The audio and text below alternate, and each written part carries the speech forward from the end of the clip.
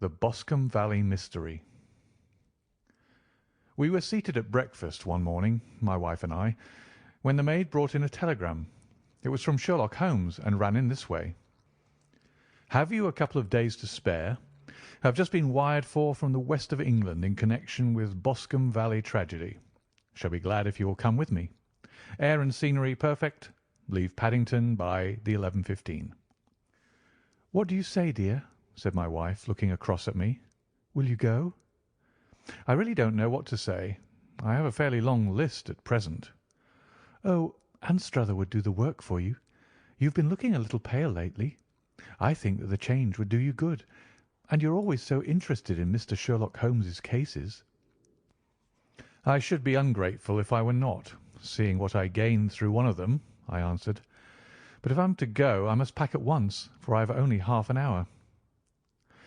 My experience of camp life in Afghanistan had at least had the effect of making me a prompt and ready traveller. My wants were few and simple, so that in less than the time stated I was in a cab with my valise, rattling away to Paddington Station. Sherlock Holmes was pacing up and down the platform, his tall, gaunt figure made even gaunter and taller by his long, grey travelling cloak and close-fitting cloth cap. "It is really very good of you to come, Watson," said he. "It makes a considerable difference to me, having someone with me on whom I can thoroughly rely. Local aid is always either worthless or else biased. If you will keep the two corner seats, I shall get the tickets." We had the carriage to ourselves, save for an immense litter of papers which Holmes had brought with him. Among these he rummaged and read, with intervals of note-taking and of meditation, until we were past Reading. Then he suddenly rolled them all into a gigantic ball and tossed them up onto the rack. "Have you heard anything of the case?" he asked. "Not a word. I have not seen a paper for some days." "The London press has not had very full accounts. I have just been looking through all the recent papers in order to master the particulars. It seems, from what I gather, to be one of those simple cases which are so extremely difficult." "That sounds a little paradoxical." "But it is profoundly true. Singularity is almost invariably a clue. The more featureless and commonplace a crime is, the more difficult it is to bring it home. In this case, however, they have established a very serious case against the son of the murdered man." "It is a murder, then?" "Well, it is conjectured to be so. I shall take nothing for granted until I have the opportunity of looking personally into it. I will explain the state of things to you, as far as I have been able to understand it, in a very few words. Boscombe Valley is a country district not very far from Ross, in Herefordshire. The largest landed proprietor in that part is a Mr. John Turner, who made his money in Australia and returned some years ago to the old country. One of the farms which he held, that of Hatherley, was let to Mr. Charles McCarthy, who was also an ex-Australian. The men had known each other in the colonies, so that it was not unnatural that when they came to settle down they should do so as near each other as possible. Turner was apparently the richer man, so McCarthy became his tenant, but still remained, it seems, upon terms of perfect equality, as they were frequently together. McCarthy had one son, a lad of 18, and Turner had an only daughter of the same age, but neither of them had wives living. They appear to have avoided the society of the neighbouring English families, and to have led retired lives, though both the McCarthys were fond of sport and were frequently seen at the race meetings of the neighbourhood. McCarthy kept two servants, a man and a girl. Turner had a considerable household, some half-dozen at the least. That is as much as I have been able to gather about the families. Now for the facts. On June 3rd, that is, on Monday last, McCarthy left his house at Hatherley about 3 in the afternoon and walked down to the Boscombe Pool, which is a small lake formed by the spreading out of the stream which runs down the Boscombe Valley. He had been out with his serving man in the morning at Ross, and he had told the man that he must hurry, as he had an appointment of importance to keep at 3. From that appointment he never came back alive. From Hatherley farmhouse to the Boscombe Pool is a quarter of a mile, and 2 people saw him as he passed over this ground. One was an old woman whose name is not mentioned, and the other was William Crowder, a gamekeeper in the employ of Mr. Turner. Both these witnesses depose that Mr. McCarthy was walking alone. The gamekeeper adds that within a few minutes of his seeing Mr. McCarthy pass, he had seen his son, Mr. James McCarthy, going the same way, with a gun under his arm. To the best of his belief, the father was actually in sight at the time, and the son was following him. He thought no more of the matter until he heard in the evening of the tragedy that had occurred. The 2 McCarthys were seen after the time when Michael Crowder, the gamekeeper, lost sight of them. The Boscombe Pool is thickly wooded round with just a fringe of grass and of reeds round the edge. A girl of 14, Patience Moran, who is the daughter of the lodge-keeper of the Boscombe Valley estate, was in one of the woods picking flowers. She states that while she was there she saw, at the border of the wood and close by the lake, Mr. McCarthy and his son, and that they appeared to be having a violent quarrel. She heard Mr. McCarthy the elder using very strong language to his son, and she saw the latter raise up his hand as if to strike his father.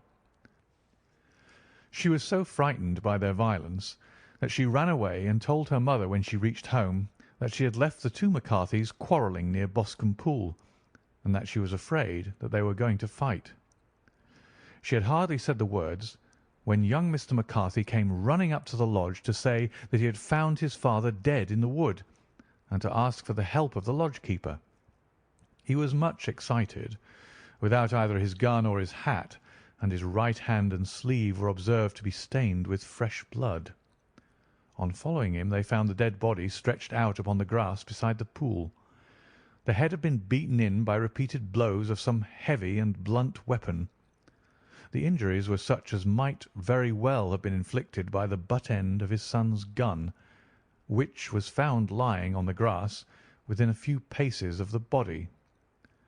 Under these circumstances the young man was instantly arrested, and a verdict of wilful murder having been returned at the inquest on Tuesday, he was on Wednesday brought before the magistrates at Ross, who have referred the case to the next assizes. Those are the main facts of the case as they came out before the coroner and the police court. "I could hardly imagine a more damning case," I remarked. "If ever circumstantial evidence pointed to a criminal, it does so here." "Circumstantial evidence is a very tricky thing," answered Holmes thoughtfully. "It may seem to point very straight to one thing, but if you shift your own point of view a little, you may find it pointing in an equally uncompromising manner to something entirely different. It must be confessed, however, that the case looks exceedingly grave against the young man, and it is very possible that he is indeed the culprit. There are several people in the neighbourhood, however, and among them Miss Turner, the daughter of the neighbouring landowner, who believe in his innocence, and who have retained Lestrade, whom you may recollect in connection with the study in scarlet, to work out the case in his interest. Lestrade, being rather puzzled, has referred the case to me, and hence it is that 2 middle-aged gentlemen are flying westward at 50 miles an hour instead of quietly digesting their breakfasts at home. "I'm afraid," said I, "that the facts are so obvious that you'll find little credit to be gained out of this case." "There is nothing more deceptive than an obvious fact," he answered, laughing. "Besides, we may chance to hit upon some other obvious facts which may have been by no means obvious to Mr. Lestrade. You know me too well to think that I am boasting when I say that I shall either confirm or destroy his theory by means which he is quite incapable of employing, or even of understanding. To take the first example to hand, I very clearly perceive that in your bedroom the window is upon the right-hand side, and yet I question whether Mr. Lestrade would have noted even so self-evident a thing as that. How on earth? My dear fellow, I know you well. I know the military neatness which characterises you. You shave every morning, and in this season you shave by the sunlight. But since your shaving is less and less complete as we go farther back on the left side, until it becomes positively slovenly as we get round the angle of the jaw, it is surely very clear that that side is less illuminated than the other.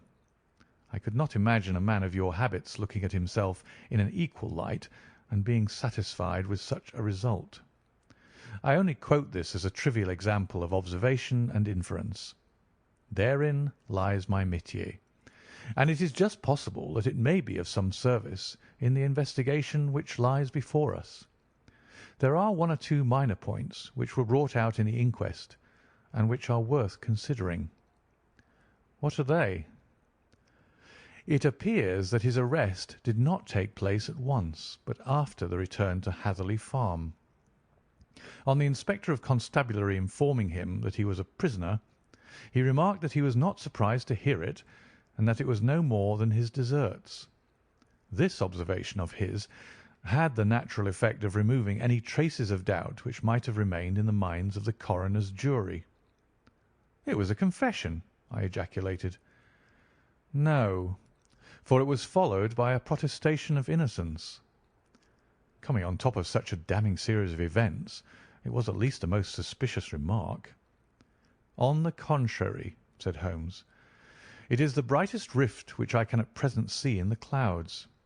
However innocent he might be, he could not be such an absolute imbecile as not to see that the circumstances were very black against him.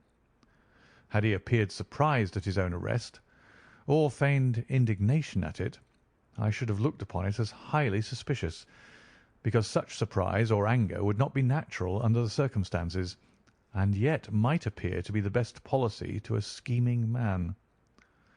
His frank acceptance of the situation marks him either an innocent man, or else as a man of considerable self-restraint and firmness. As to his remark about his deserts, it was also not unnatural if you consider that he stood beside the dead body of his father, and that there is no doubt that he had that very day so far forgotten his filial duty as to bandy words with him, and even, according to the little girl whose evidence is so important, to raise his hand as if to strike him. The self-reproach and contrition which are displayed in his remark appear to me to be the signs of a healthy mind rather than of a guilty one. I shook my head. "Many men have been hanged on far slighter evidence," I remarked. "So they have, and many men have been wrongfully hanged." "What is the young man's own account of the matter?" "It is, I am afraid, not very encouraging to his supporters, though there are one or two points in it which are suggestive.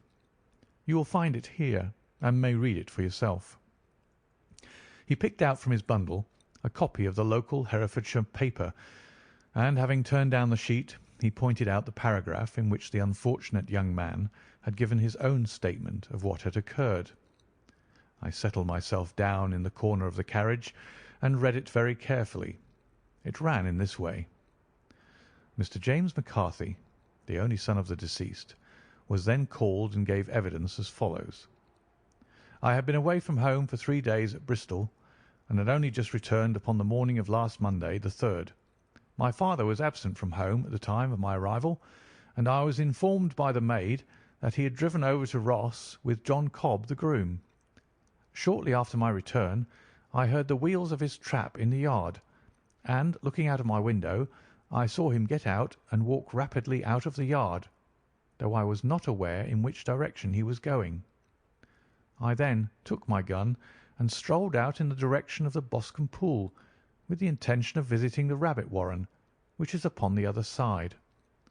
On my way I saw William Crowder, the gamekeeper, as he had stated in his evidence, but he is mistaken in thinking that I was following my father. I had no idea that he was in front of me. When about 100 yards from the pool I heard a cry of 'Cooey,' which was the usual signal between my father and myself.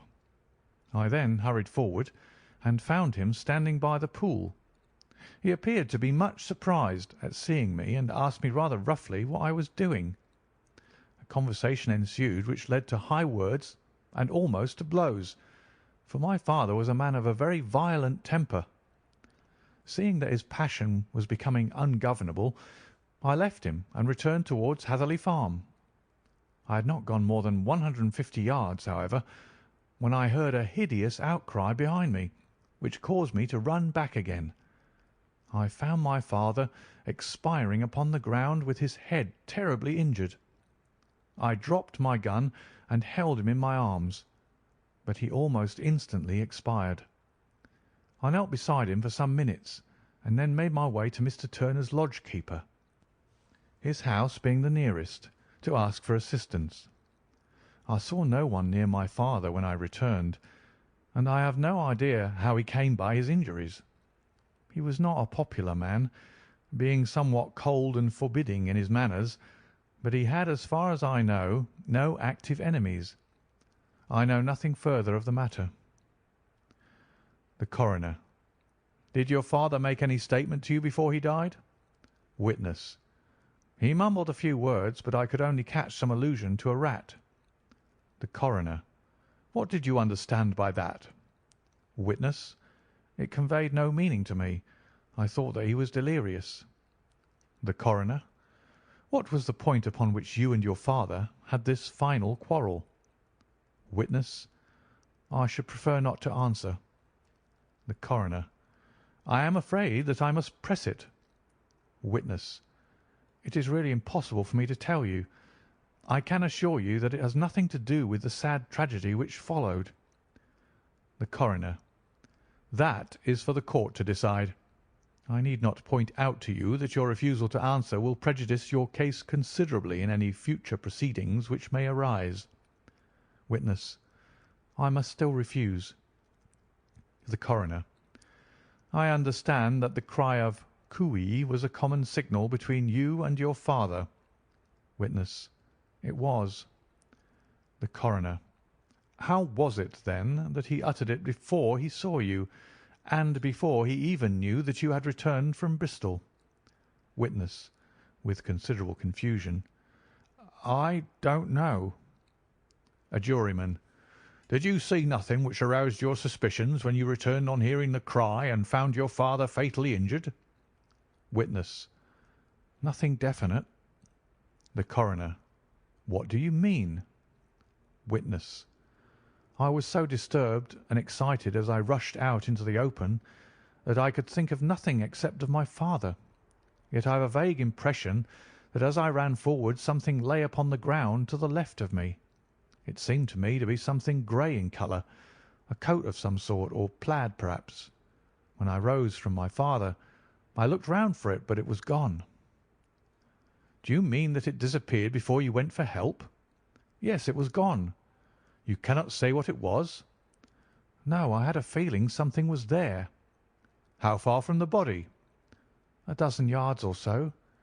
And how far from the edge of the wood? About the same. Then if it was removed, it was while you were within a dozen yards of it? Yes, but with my back towards it. This concluded the examination of the witness. I see, said I, as I glanced down the column, that the coroner in his concluding remarks was rather severe upon young McCarthy. He calls attention, and with reason, to the discrepancy about his father having signalled to him before seeing him, also to his refusal to give details of his conversation with his father, and his singular account of his father's dying words. They are all, as he remarks, very much against the son. Holmes laughed softly to himself and stretched himself out upon the cushioned seat. "Both you and the coroner have been at some pains," said he, "to single out the very strongest points in the young man's favour. Don't you see that you alternately give him credit for having too much imagination and too little? Too little if he could not invent a cause of quarrel which would give him the sympathy of the jury. Too much if he evolved from his own inner consciousness anything so outré as a dying reference to a rat and the incident of the vanishing cloth. No, sir, I shall approach this case from the point of view that what this young man says is true, and we shall see whither that hypothesis will lead us. And now Here is my pocket Petrarch, and not another word shall I say of this case until we are on the scene of action. We lunch at Swindon, and I see that we shall be there in 20 minutes. It was nearly 4 o'clock when we at last, having passed through the beautiful Stroud Valley and over the broad gleaming Severn, found ourselves at the pretty little country town of Ross. A lean, ferret-like man, furtive and sly-looking, was waiting for us upon the platform. In spite of the light brown dust-coat and leather leggings which he wore in deference to his rustic surroundings, I had no difficulty in recognising Lestrade of Scotland Yard. With him we drove to the Hereford Arms, where a room had already been engaged for us. "I have ordered a carriage," said Lestrade as we sat over a cup of tea. "I knew your energetic nature, and that you would not be happy until you had been on the scene of the crime." "It was very nice and complimentary of you," Holmes answered. "It is entirely a question of barometric pressure." Lestrade looked startled. "I do not quite follow," he said. "How is the glass?" 29, I see. No wind, and not a cloud in the sky. I have a caseful of cigarettes here which need smoking, and the sofa is very much superior to the usual country hotel abomination. I do not think that it is probable that I shall use the carriage to-night." Lestrade laughed indulgently. "You have no doubt already formed your conclusions from the newspapers," he said. "The case is as plain as a pikestaff, and the more one goes into it the plainer it becomes. Still, of course, one can't refuse a lady, and such a very positive one. She has heard of you, and would have your opinion, though I repeatedly told her that there was nothing which you could do which I had not already done. Why, bless my soul, here is her carriage at the door." He had hardly spoken before there rushed into the room one of the most lovely young women that I have ever seen in my life. Her violet eyes shining, her lips parted, a pink flush upon her cheeks, all thought of her natural reserve lost in her overpowering excitement and concern. "Oh, Mr. Sherlock Holmes!" she cried, glancing from one to the other of us, and finally, with a woman's quick intuition, fastening upon my companion. "I am so glad that you have come. I have driven down to tell you so. I know that James didn't do it. I know it. And I want you to start upon your work knowing it too. Never let yourself doubt upon that point. We have known each other since we were little children, and I know his faults as no one else does, but he is too tender-hearted to hurt a fly. Such a charge is absurd to anyone who really knows him." "I hope we may clear him, Miss Turner," said Sherlock Holmes. "You may rely upon my doing all that I can." "But you have read the evidence. You have formed some conclusions.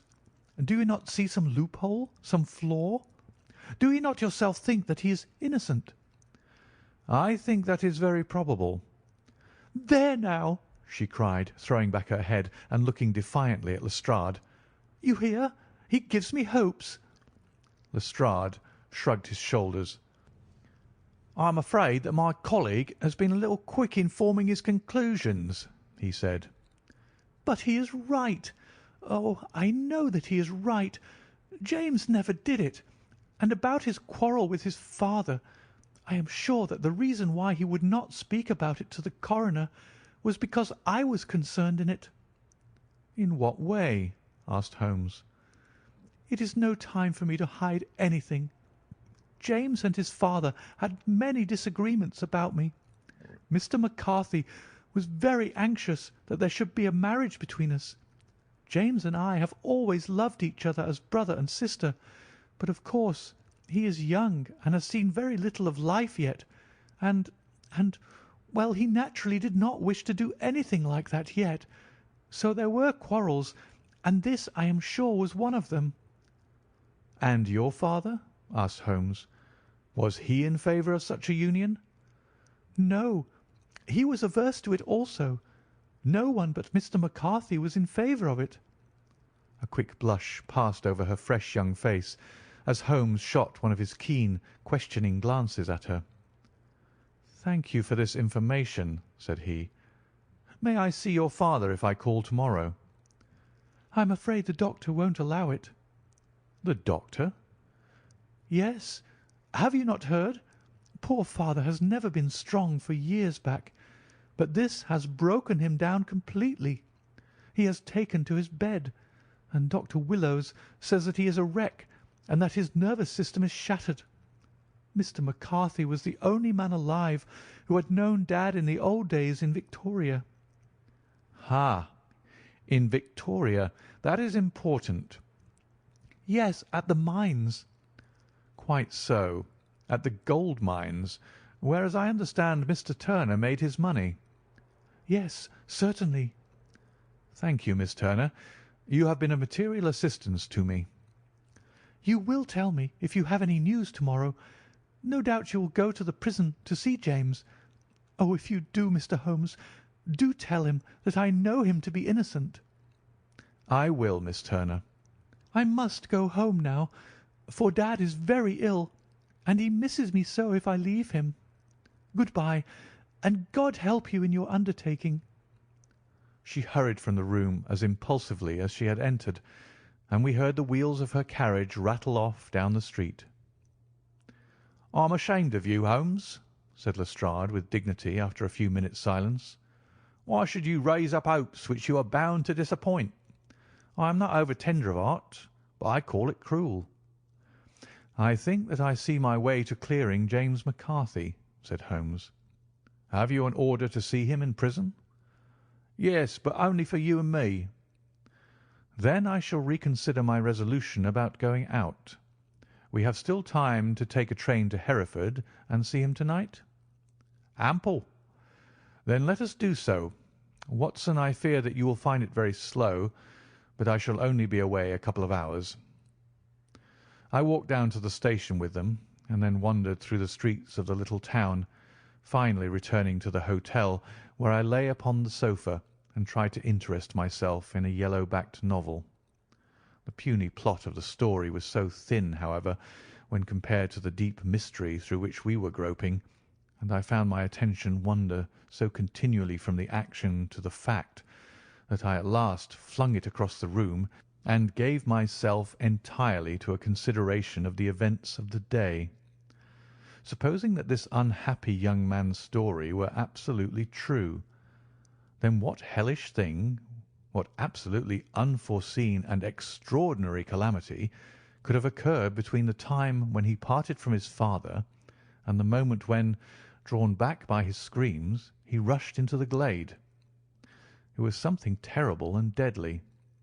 What could it be? Might not the nature of the injuries reveal something to my medical instincts? I rang the bell and called for the weekly county paper, which contained a verbatim account of the inquest. In the surgeon's deposition it was stated that the posterior third of the left parietal bone and the left half of the occipital bone had been shattered by a heavy blow from a blunt weapon. I marked the spot upon my own head.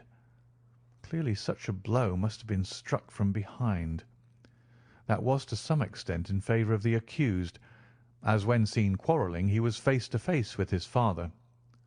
Still, it did not go for very much, for the older man might have turned his back before the blow fell.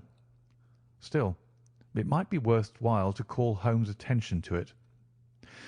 Then there was the peculiar dying reference to a rat. What could that mean?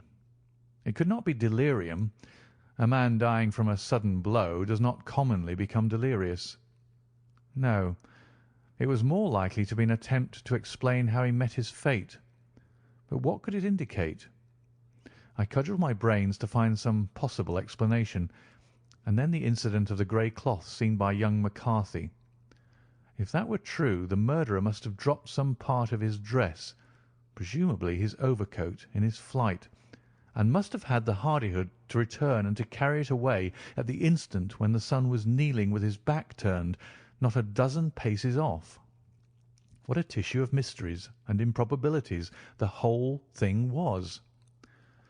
I did not wonder at Lestrade's opinion, and yet I had so much faith in Sherlock Holmes' insight that I could not lose hope as long as every fresh fact seemed to strengthen his conviction of young McCarthy's innocence.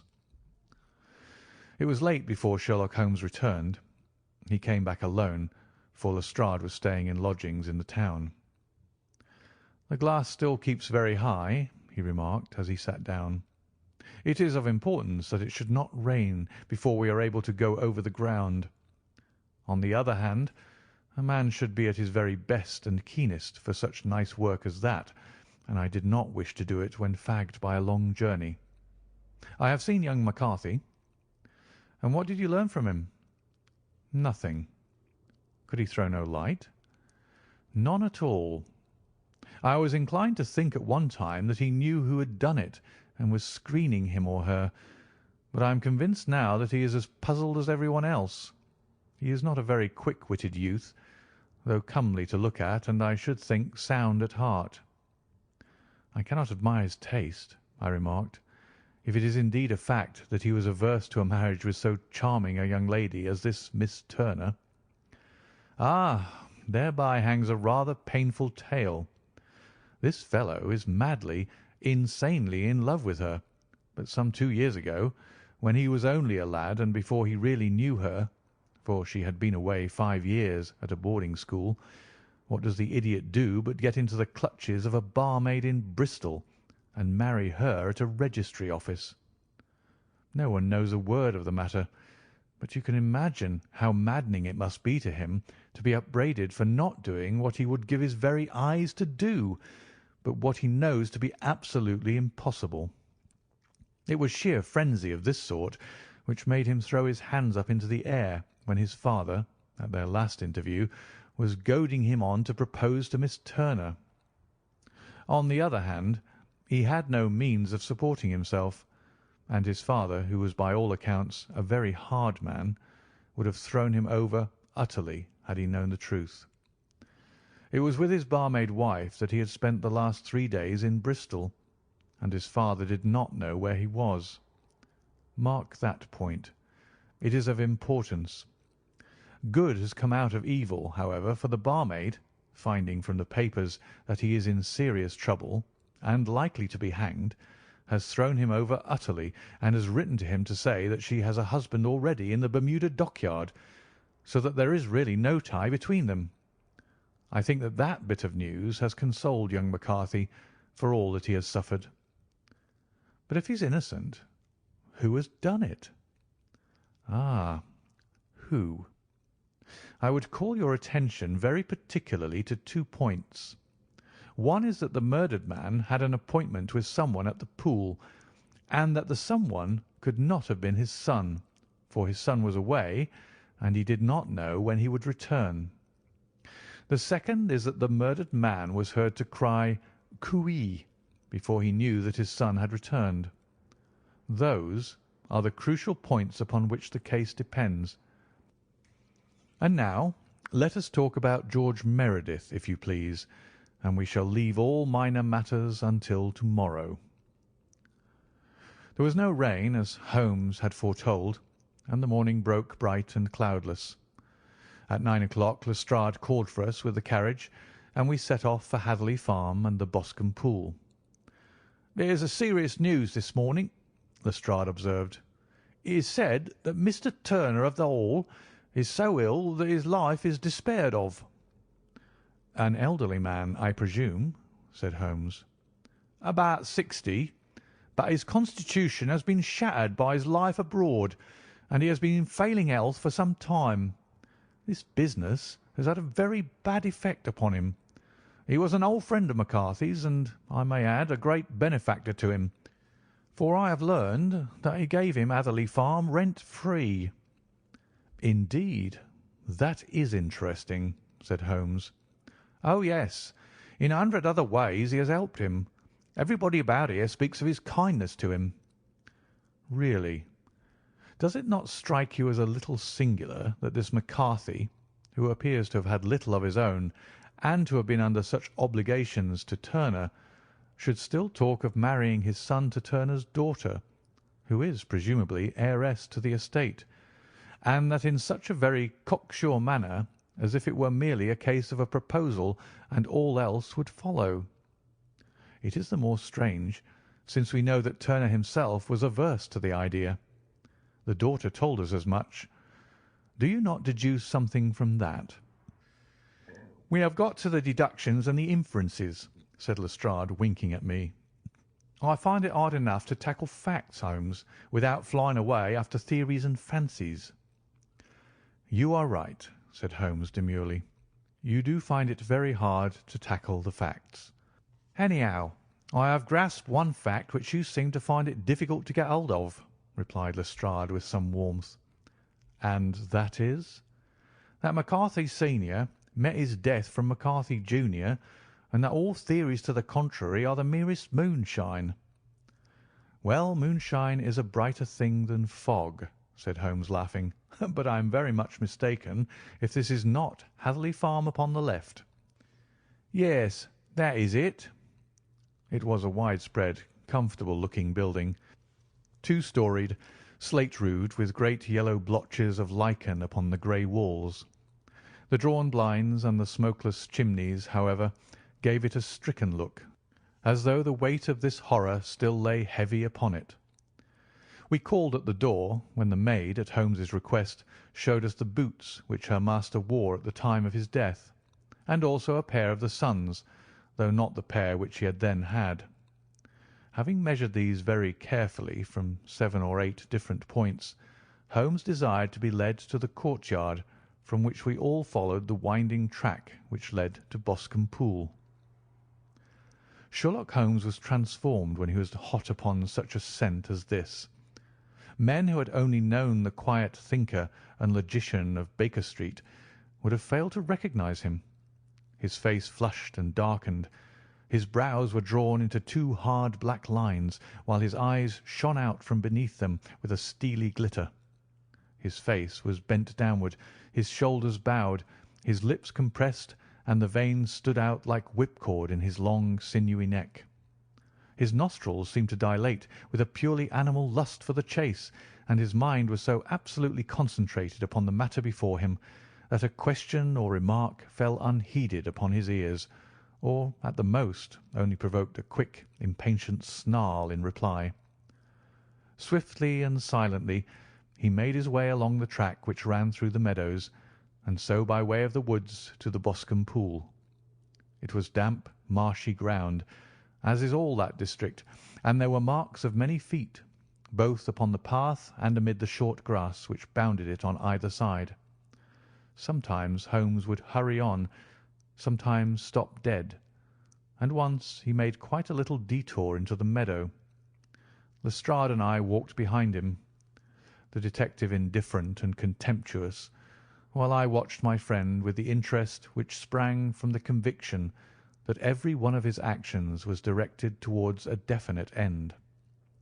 The Boscombe Pool, which is a little reed-girt sheet of water some 50 yards across, is situated at the boundary between the Hatherley Farm and the private park of the wealthy Mr. Turner. Above the woods which lined it upon the farther side, we could see the red, jutting pinnacles which marked the site of the rich landowner's dwelling.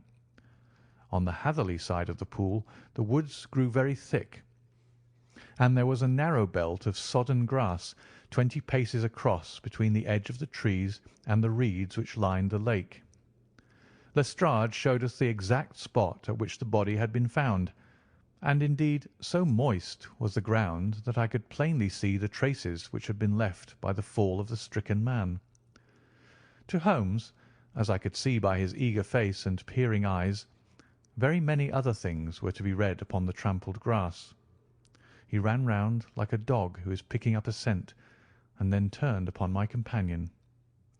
"What did you go into the pool for?" he asked. "I fished about with a rake. I thought there might be some weapon or other trace. But how on earth—" "Oh, tut, tut! I have no time. That left foot of yours with its inward twist is all over the place. A mole could trace it, and there it vanishes among the reeds. Oh, how simple it would all have been had I been here before they came like a herd of buffalo and wallowed all over it. Here is where the party with the lodge-keeper came, and they have covered all tracks for 6 or 8 feet round the body. But here are 3 separate tracks of the same feet." He drew out a lens and lay down upon his waterproof to have a better view, talking all the time, rather to himself than to us. "These are young McCarthy's feet. Twice he was walking, and once he ran swiftly, so that the soles are deeply marked and the heels hardly visible. That bears out his story. He ran when he saw his father on the ground. Then here are the father's feet as he paced up and down. What is this, then? It is the butt end of the gun as the son stood listening. And this? Ha! Ha! What have we here? Tiptoes? Tiptoes? Square, too, quite unusual boots. They come, they go, they come again. Of course, that was for the cloak. Now, where did they come from?" He ran up and down, sometimes losing, sometimes finding the track, until we were well within the edge of the wood and under the shadow of a great beech, the largest tree in the neighbourhood. Holmes traced his way to the farthest side of this and lay down once more upon his face with a little cry of satisfaction. For a long time he remained there, turning over the leaves and dried sticks, gathering up what seemed to me to be dust into an envelope, and examining with his lens not only the ground but even the bark of the tree as far as he could reach. A jagged stone was lying among the moss, and this also he carefully examined and retained. Then he followed a pathway through the wood until he came to the high road where all traces were lost. "It has been a case of considerable interest," he remarked, returning to his natural manner. "I fancy that this grey house on the right must be the lodge. I think that I will go in and have a word with Moran, and perhaps write a little note. Having done that, we may drive back to our luncheon. You may walk to the cab, and I shall be with you presently." It was about 10 minutes before we regained our cab and drove back into Ross, Holmes still carrying with him the stone which he had picked up in the wood. "This may interest you, Lestrade," he remarked, holding it out. "The murder was done with it." "I see no marks." "There are none." "How do you know, then?" "The grass was growing under it. It had only lain there a few days. There was no sign of a place whence it had been taken. It corresponds with the injuries. There is no sign of any other weapon." "And the murderer?" "Is a tall man, left-handed, limps with the right leg, wears thick-soled shooting boots and a grey cloak, smokes Indian cigars, uses a cigar holder, and carries a blunt penknife in his pocket. There are several other indications, but these may be enough to aid us in our search." Lestrade laughed. "I am afraid that I am still a sceptic," he said. "Theories are all very well, but we have to deal with a hard-headed British jury." "Nous verrons," answered Holmes calmly. "You work your own method, and I shall work mine. I shall be busy this afternoon, and shall probably return to London by the evening train." "And leave your case unfinished?" "No, finished." "But the mystery?" "It is solved." "Who was the criminal, then?" "The gentleman I describe." "But who is he?" "Surely it would not be difficult to find out. This is not such a populous neighbourhood." Lestrade shrugged his shoulders. "I am a practical man," he said, "and I really cannot undertake to go about the country looking for a left-handed gentleman with a gammy leg. I should become the laughing-stock of Scotland Yard." "All right," said Holmes quietly. "I have given you the chance. Here are your lodgings. Good-bye. I shall drop you a line before I leave." Having left Lestrade at his rooms, we drove to our hotel, where we found lunch upon the table. Holmes was silent and buried in thought, with a pained expression upon his face, as one who finds himself in a perplexing position. "Look here, Watson," he said when the cloth was cleared. "Just sit down in the chair and let me preach to you for a little. I don't know quite what to do, and I should value your advice. Light a cigar and let me expound." "Pray do so."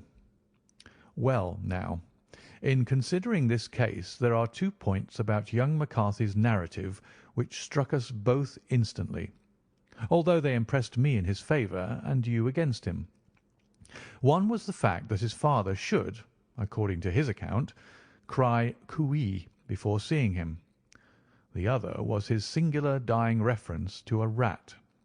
He mumbled several words, you understand, but that was all that caught the son's ear. Now, from this double point our research must commence, and we will begin it by presuming that what the lad says is absolutely true. What of this cooee, then? Well, obviously it could not have been meant for the son. The son, as far as he knew, was in Bristol. It was mere chance that he was within earshot.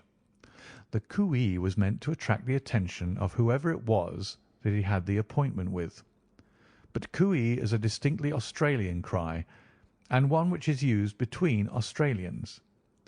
There is a strong presumption that the person whom McCarthy expected to meet him at Boscombe Pool was someone who had been in Australia. What of the rat, then? Sherlock Holmes took a folded paper from his pocket and flattened it out on the table.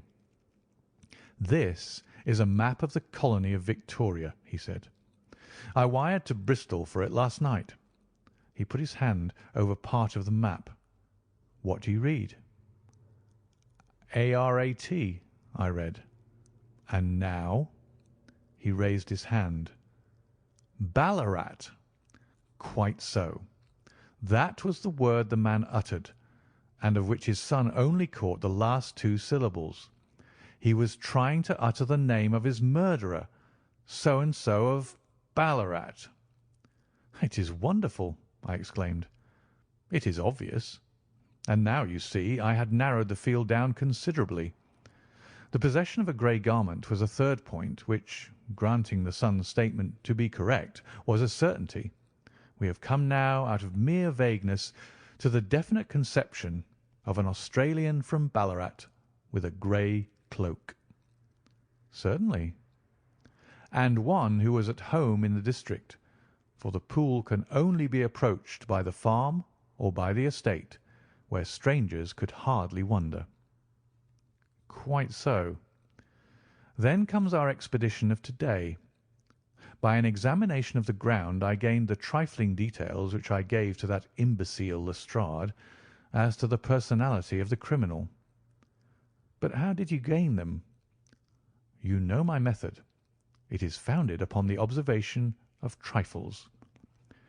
His height I know that you might roughly judge from the length of his stride. His boots, too, might be told from their traces." "Yes, they were peculiar boots." "But his lameness?" "The impression of his right foot was always less distinct than his left. He put less weight upon it. Why? Because he limped. He was lame." "But his left-handedness?"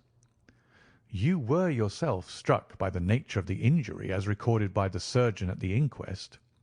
The blow was struck from immediately behind, and yet was upon the left side.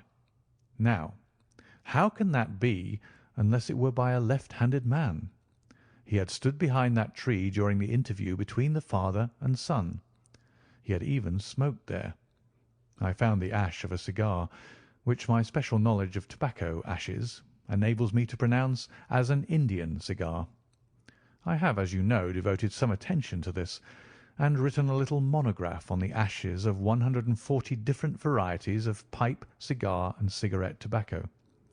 Having found the ash, I then looked round and discovered the stump among the moss, where he had tossed it. It was an Indian cigar of the variety which are rolled in Rotterdam." "And the cigar holder?" "I could see that the end had not been in his mouth. Therefore he used a holder. The tip had been cut off, not bitten off, but the cut was not a clean one, so I deduced a blunt penknife." "Holmes," I said, "you have drawn a net round this man from which he cannot escape, and you have saved an innocent human life as truly as if you had cut the cord which was hanging him. I see the direction in which all this points. The culprit is—" "Mr. John Turner," cried the hotel waiter, opening the door of our sitting-room and ushering in a visitor. The man who entered was a strange and impressive figure. His slow, limping step and bowed shoulders gave the appearance of decrepitude and yet his hard, deep-lined, craggy features and his enormous limbs showed that he was possessed of unusual strength of body and of character.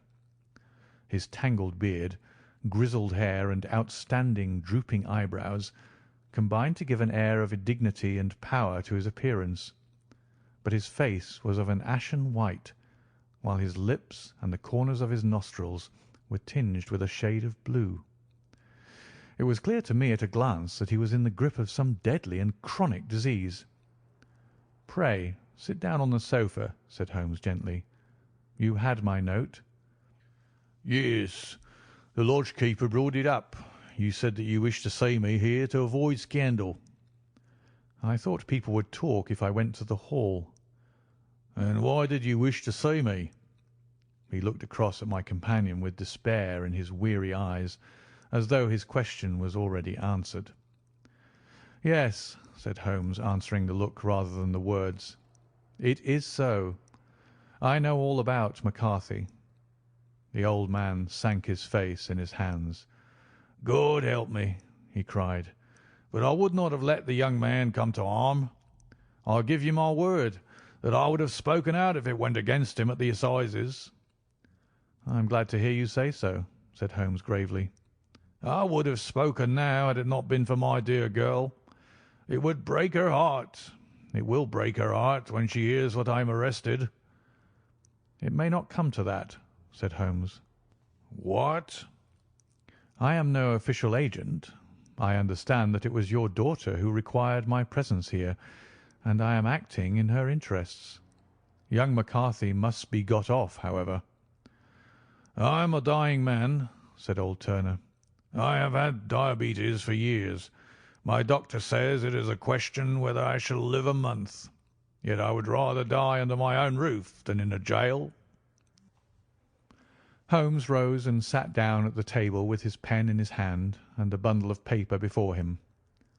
"Just tell us the truth," he said. "I shall jot down the facts. You will sign it, and Watson here can witness it. Then I could produce your confession at the last extremity to save young McCarthy. I promise you that I shall not use it unless it is absolutely needed." "It is as well," said the old man.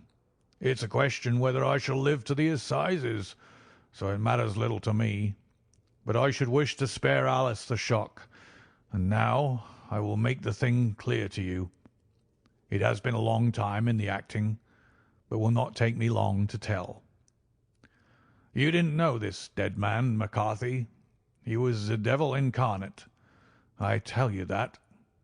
God keep you out of the clutches of such a man as he. His grip has been upon me these 20 years, and he has blasted my life. I'll tell you first how I came to be in his power.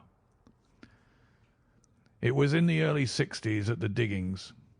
I was a young chap then, hot-blooded and reckless, ready to turn my hand at anything. I got among bad companions, took to drink, had no luck with my claim, took to the bush, and, in a word, became what you call over here a highway robber. There were 6 of us, and we had a wild, free life of it, sticking up a station from time to time or stooping the wagons on the road to the diggings. Black Jack of Ballarat was the name I went under, and our party is still remembered in the colony as the Ballarat Gang. One day a gold convoy came down from Ballarat to Melbourne, and we lay in wait for it and attacked it. There were 6 troopers and 6 of us, so it was a close thing, but we emptied 4 of their saddles at the first volley. 3 of our boys were killed, however, before we got the swag. I put my pistol to the head of the wagon driver, who was this very man McCarthy. I wished to the Lord that I had shot him then, but I spared him, though I saw his wicked little eyes fixed on my face, as though to remember every feature. We got away with the gold, became wealthy men, and made our way over to England without being suspected. There I parted from my old pals and determined to settle down to a quiet and respectable life. I bought this estate, which chanced to be in the market, and I set myself to do a little good with my money, to make up for the way in which I had earned it. I married too, and though my wife died young, she left me my dear little Alice. Even when she was just a baby, her wee hands seemed to lead me down the right path as nothing else has ever done. In a word, I turned over a new leaf and did my best to make up for the past. All was going well when McCarthy laid his grip upon me. I had gone up to town about an investment, and I met him in Regent Street with hardly a coat to his back or a boot to his foot. "Here we are, Jack," says he, touching me on the arm. "We'll be as good as a family to you. There's two of us, me and my son, and you can have the keeping of us.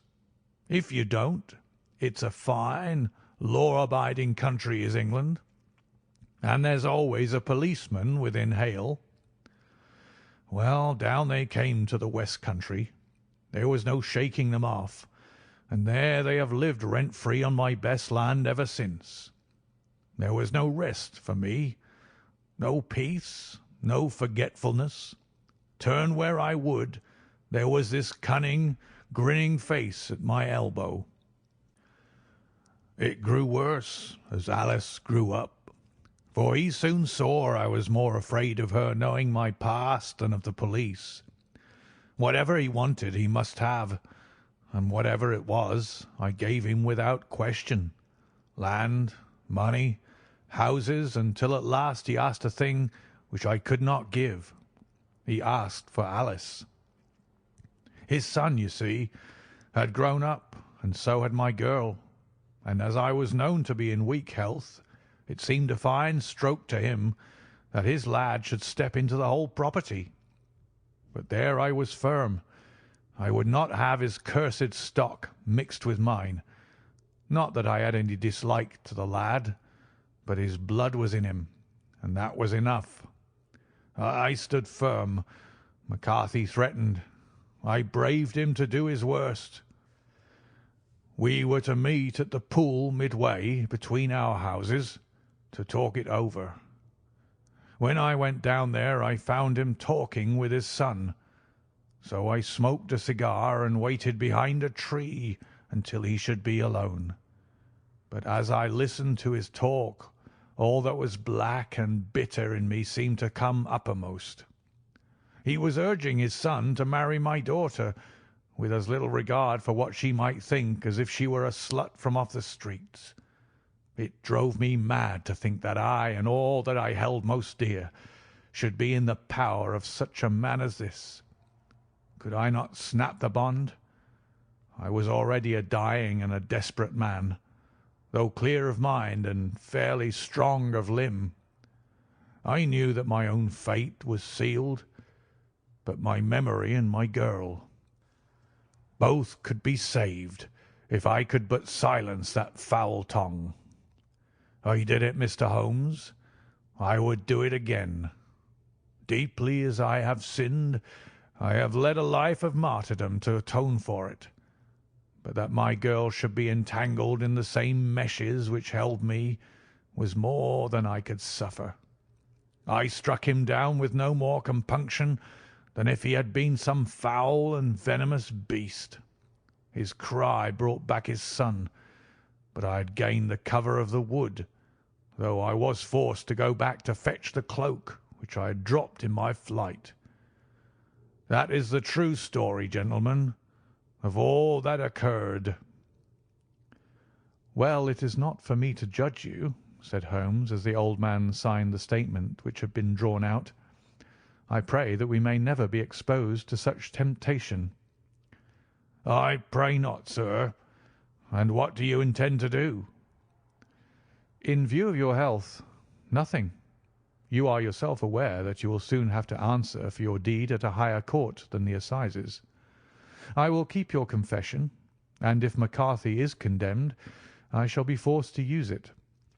If not, it shall never be seen by mortal eye, and your secret, whether you be alive or dead, shall be safe with us." "Farewell, then," said the old man solemnly. "Your own deathbeds, when they come, will be the easier for the thought of the peace which you have given to mine." Tottering and shaking in all his giant frame, he stumbled slowly from the room. "God help us," said Holmes after a long silence. "Why does fate play such tricks with poor helpless worms? I never hear of such a case as this that I do not think of Baxter's words and say, 'There but for the grace of God goes Sherlock Holmes.'" James McCarthy was acquitted at the assizes on the strength of a number of objections which had been drawn out by Holmes and submitted to the defending counsel. Old Turner lived for 7 months after our interview, but he is now dead, and there is every prospect that the son and daughter may come to live happily together in ignorance of the black cloud which rests upon their past. End of the Boscombe Valley Mystery.